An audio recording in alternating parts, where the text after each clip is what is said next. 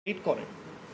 অতএব স্টেট যাদেরকে অ্যাপয়েন্ট, যে স্টেটের আপনাদের প্রতিনিধিরা অংশ এই আন্দোলনে, দুইজন ছাত্র উপদেষ্টা আছে যিনি এই সংগঠনের সাথে জড়িত ছিলেন, লিয়াজো কমিটি নেতৃত্ব দিয়েছেন, তিনি এই রাষ্ট্রের অংশ, এই সরকারের অংশ।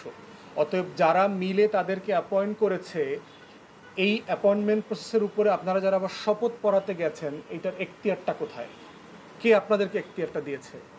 তো আমরা মনে করি যে এই ধরনের বাড়াবাড়িমূলক কাজগুলো ছাত্র জনতা এবং দেশবাসীর মধ্যে ছাত্র সমাজের যে একটা মর্যাদা, সম্মান, দরদ, ভালোবাসার জায়গা তৈরি করেছে, এটা নষ্ট করবে।